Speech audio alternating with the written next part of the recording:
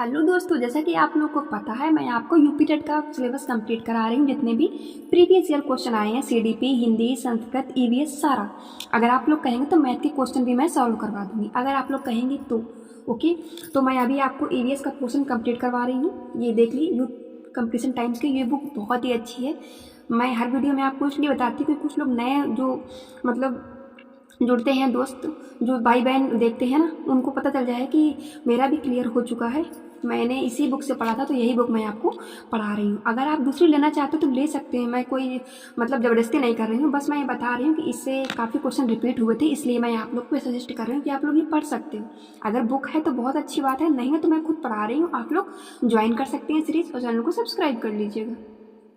पिछली वीडियो में हम लोग ने 2014 का कवर किया था सेट, आज हम लोग 2016 का कवर करते हैं। ठीक है, शिक्षक की सबसे बहुमूल्य निधि है, क्या है? छात्रों का विश्वास।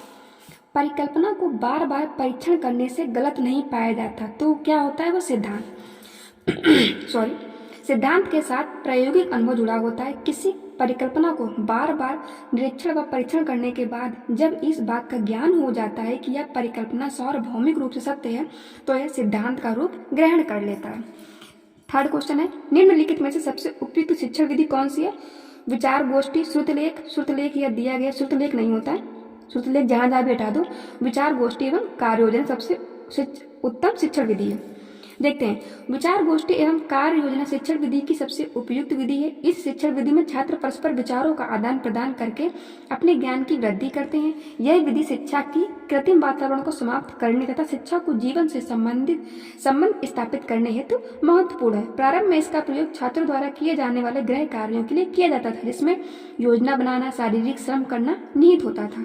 निम्नलिखित में से कौन सी ग्रीन हाउस गैस नहीं है? हीलियम, कार्बन डाइऑक्साइड है, नाइट्रस ऑक्साइड है, मीथेन है। अगर आप लोग मेरे साथ सीरीज में जुड़े हैं तो आप लोग जानते हो, जो मैंने 2014 का प्रीवियस ईयर क्वेश्चन कराया था, उसमें देखो ये क्वेश्चन था, ग्रीन हाउस का क्वेश्चन हर बार रिपीट होता है, तो आप लोग जरूर पढ़ लीजिएगा कौन सी गैसें ग्रीन हाउस गैस होती हैं। अगर आप लोग कहेंगे तो जो मेरे नोट्स है खुद के ईवीएस के, जो मैंने कापी अपनी बनाई हो, तो आप लोग कहेंगे तो मैं उससे भी ऐसे ही पढ़ा दूंगी एक एक क्वेश्चन। वो उस क्वेश्चन से तो बहुत सारे क्वेश्चन मेरे रिपीट हुए थे। और अभी तो फिलहाल मुझे मार्कशीट मिली नहीं, जैसे मिलेगी तो मैं आपको दिखाऊंगी कि मुझे बहुत अच्छा लगा था कि पहली बार में क्लियर हो गया। बहुत डर भी रही थी, तो आप लोग बिल्कुल भी डरिएगा नहीं, बस आराम से पढ़िएगा, आपका निकल जाएगा। मुझे पूरा भरोसा है आप लोग क्लियर कर लोगे। निम्नलिखित में से कौन सी ग्रीन हाउस गैस नहीं है? कौन सी नहीं? हीलियम नहीं है। ओके, ध्वनि प्रदूषण अब देख लेते हैं कौन कौन सी होती हैं। ग्रीन हाउस गैसें ग्रह के वातावरण या फिर जलवायु में परिवर्तन और अंततः भूमंडलीय ऊष्मीकरण के लिए उत्तरदायी होती हैं। इनमें सबसे ज्यादा उत्सर्जन carbon dioxide, nitrous oxide, methane, chlorofluorocarbon, जलवाष्प, ओजोन आदि करती हैं। ध्वनि प्रदूषण का मापन किसके द्वारा किया जाता है? डेसिबल के द्वारा। ठीक है, निम्न में से किस स्थलाकृति का निर्माण हिमानी द्वारा होता है? यू आकार की घाटी। ये भी प्रीवियस ईयर क्वेश्चन है। ठीक है, ये भी आ चुका है, 2016 के बाद जो एग्जाम हुआ उसमें आया, अभी आप लोग खुद देखेंगे।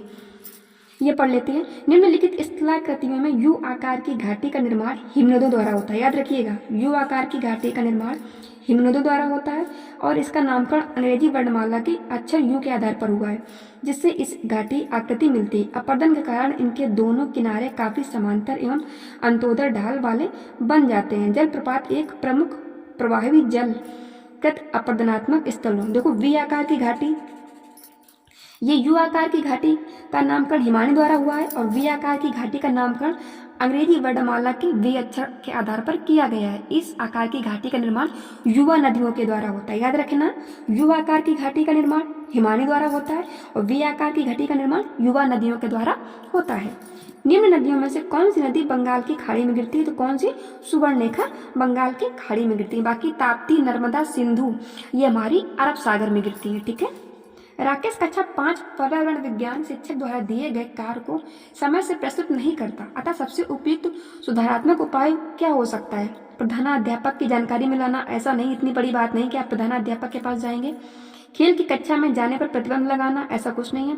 उसकी अनियमितताओं को लिखित जानकारी माता पिता को देना।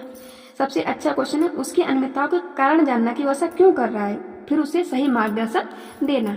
मध्य प्रदेश में कौन सा शहर झीलों का शहर कहलाता है? भोपाल। भारत का हृदय कहा जाने वाला मध्य प्रदेश देश विदेश में पर्यटन स्थल, खान पान, शिल्पकारी, बुनकरों आदि के लिए जाना जाता है। मध्य प्रदेश की राजधानी क्या है? भोपाल। ये आप लोग देख सकते हैं, ये इससे मैं कंप्लीट कर रही हूँ अपना घटना चक्र का है, पूरी गाइड है। तो आप लोग जब यूपीटेट क्लियर हो जाए तो इसको मैं कंप्लीट करा दूंगी। आप लोग परेशान मत होइएगा, बस बने रहिएगा लास्ट तक, हमारे साथ तैयारी कीजिएगा। ओके, निम्न में से कौन सा सागर यूरोप को अफ्रीका से अलग करता है? तो कौन सा? भूमध्य सागर। अंतर्राष्ट्रीय ओजोन दिवस मनाया जाता है कब? 16 सितंबर को। ओजोन दिवस 16 सितंबर को ओजोन परत के संरक्षण हेतु जागरूकता के लिए मनाया जाता है। किसी खाद्य श्रृंखला में शाकाहारी होते हैं कौन? प्राथमिक उपभोक्ता। द्वितीयक उपभोक्ता जो होते हैं मांसाहारी होते हैं। ओके, पारिस्थितिक तंत्र के तत्वों के चक्रण को क्या कहते हैं? जैव भू रासायनिक चक्र कहते हैं। निम्नलिखित में से ईंधन का कौन सा न्यूनतम पर्यावरणीय प्रदूषण उत्पन्न करता है? सबसे कम प्रदूषण कौन उत्पन्न करता है? हाइड्रोजन।